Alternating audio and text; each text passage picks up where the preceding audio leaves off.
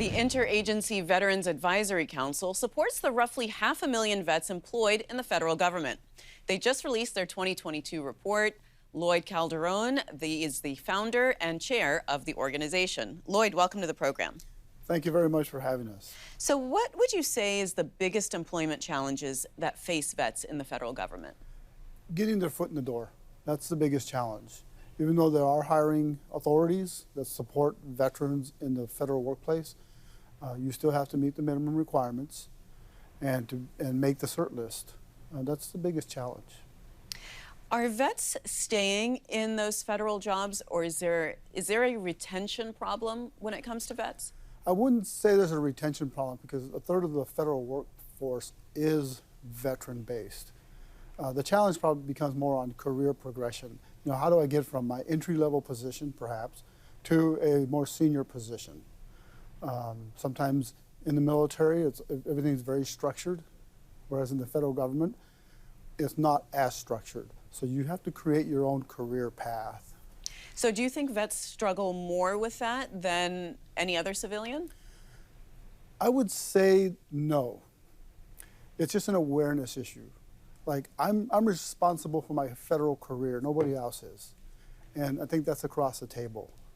But there's an understanding or a misunderstanding that once they come into federal government, there's a path to success. Well, you have to create your path. And well, speaking of success, your report says that the vets are underrepresented in federal senior leadership. Why do you think that is? It's a fact. It's Department of Labor statistics bear that out, and I believe the reason it is what it is sometimes our veterans don't sell their story as successfully as they should. They're used to doing the mission, getting the job done. They're not into self-promotion per se, and sometimes we have to toot our own horns so that people know. What do veterans bring to the table? And they bring to the table a host of skills, talent and experience and professionalism. And leadership skills, which is important in federal leadership positions. That is correct. You conducted a telework survey. What did you find? What we found is that a lot of folks would prefer to telework because of the quality of life issues that it brings to the table. Obviously, the commute, the time saved, time with family is important. If you drive from, in my case, from Ashburn, Virginia to the district, it's a 45-minute commute with no issues, right? So that's time not well spent. The data from OPM actually shows that some agencies employ much higher percentages of veterans than others. Did that surprise you? No. No, because there are some agencies within the federal government that lend themselves to what the veteran brings to the table. How? Homeland Security, the Department of Defense.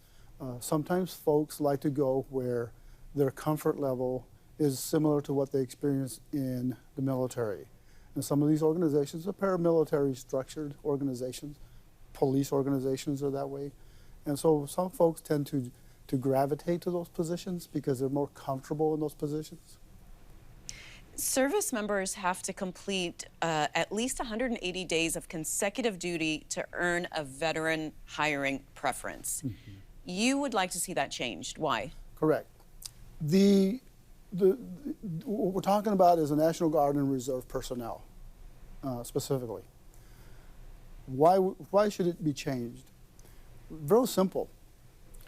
When a reserve component, soldier, sailor, airman, Coast Guard, Marine Corps, when they deploy in support of a national objective, they deploy in uniform, right? The enemy doesn't care that they're a reserve component member. It doesn't distinguish or discriminate between this is an active duty troop and this is a reserve component member. So I think if that's the case, which it is, that our rules and regulations should honor the fact that when we put on a uniform, whether it's active duty or reserve component, that we sacrifice the same. Tell us about some of the challenges facing military spouses when it comes to employment in the federal government. The biggest challenge is the moving, the starting over, the reconnecting, the career ladder, if you will, gets stymied at each move. So then a spouse has to start over from scratch. And maybe not from scratch, but they got to start over and create new relationships, new career objectives and goals. So whenever a military spouse has a permanent change of station, they lose a lot in that transition. And then, and what are your recommendations to help? well, we have several recommendations in our annual report. One of them is, first of all, let's create a military spouse employment program manager at each federal agency. They do this with other special emphasis groups. And depending on, of course, the organization's administrative or budgetary constraints, they can do it as an additional duty if they can't commit to a resource, and begin networking people and creating opportunities to learn and grow within the federal government. All right. Well, Lloyd, thank you so much for coming in and for your support of vets across the federal government. Well, thank you for having us. It's a pleasure.